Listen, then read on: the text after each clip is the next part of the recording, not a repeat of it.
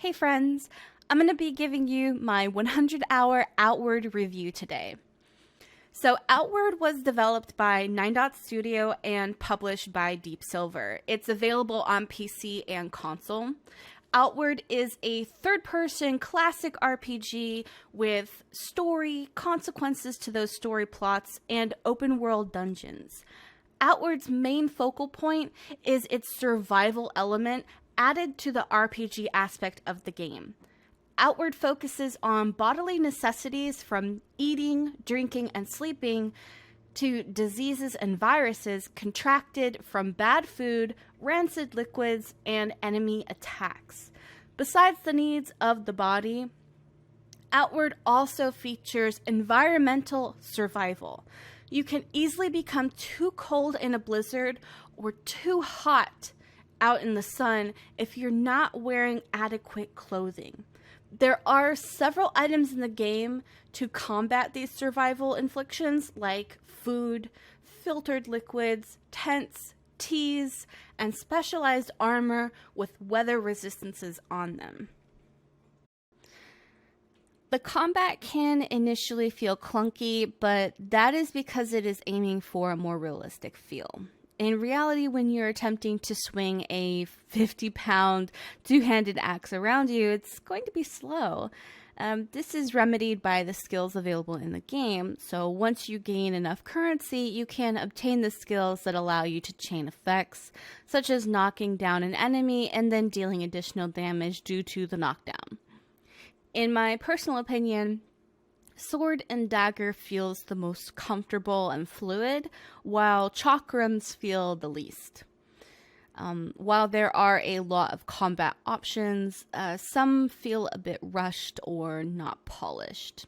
Shields feel a little useless right now, especially when the best way to dodge an enemy's attack is to sidestep out of the way. And bows feel like they got the short end of the stick with just 3 skills to play with. Now, the story overall is actually very interesting and it pulls you in, or at least it did for me. There are 3 different story arcs or factions to choose from, and you go through these story plots. Each faction shows you their version of the overall story, so in order to get the whole picture, you are going to want to go through all plots on different characters just to see what happens, or at least I did. Gearing in Outward is more about choice and strategy than it is about what is on the gear itself. Movement speed is easily one of the best stats in the game, and if you're a stamina user, you're going to want to go for stamina reduction as probably one of the more sought after effects. For mages, you're going to want to go for mana reduction. All skills are available to you at the start of the game. The only barrier behind that is whether you have the currency to purchase them or not. Skills are expensive, and that forces you to invest time into a viable build before you just start purchasing random skills from random trainers. Committing to a tree cannot be undone. You have these things called breakthrough points. It's the link on all of the trainers. You only have 3 of those. So if you commit to that trainer by using one of your breakthrough points, that can't be undone. Now, my personal thoughts of the game are that if you liked Skyrim in any capacity, you're going to like this game. It was shorter than I would have liked it to be, but I did get over 100 hours in the game at 40 USD. And while I have finished all 3 story arcs, I haven't finished every single dungeon available in the game yet. So there's still something for me to do even now. I love all of the aspects of the game, from the combat system, gearing and skills, to the survival aspect, and the environmental nuisances. I love that I don't have to level anything up and I can just kind of jump right in and enjoy some exploration if I want to.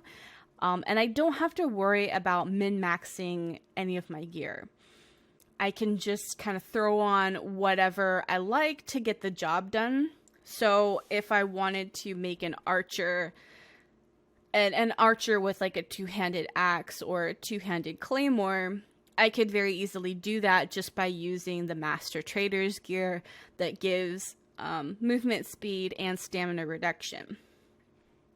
Now, the game provides, in my personal opinion, a much needed change, consequence, and urgency. When an NPC tells you to hurry in this game, you're probably going to want to hurry or face the consequences of your lackadaisical attitude. The game does have its drawbacks, though. Every game does, in my personal opinion. But strictly speaking, from the PC version here, at this time, if you team up with a buddy in co-op, the quest progress is not shared. This can be seen as both a blessing and a curse, and it may never be changed. We don't know. But the game is moddable. Check out Nexus Mods for the latest releases. I'll put a link down in the description for you. Right now, I know that there's a couple of mods available, like, adding a beard to male characters. I'm hoping that they add mods like how Skyrim has with the body changes, as well as additional content. I'm looking forward to player-added additional content. I know there were a lot of bugs and glitches for console players specifically upon release, but as far as I'm aware, these have since been fixed with some diligent patches from 9dots. So in conclusion, whether you're like a survival junkie or have never played a survival game before in your entire life, definitely give this game a shot. It is incredibly fun. It's worth the investment of time that you're going to put into it. It doesn't even feel like an investment. I kind of woke up today and I was like, holy crap, I put 100 hours into Outward. When did this happen? But, this was all just my opinion. It was a very brief review of the game, a brief touch on the components and what it offers. There's just so much more depth to this game that I didn't really get to cover or go into, and that really is just to be explored by you. Grab the game, settle in, go chase some birds, have some fun. Take care, friends.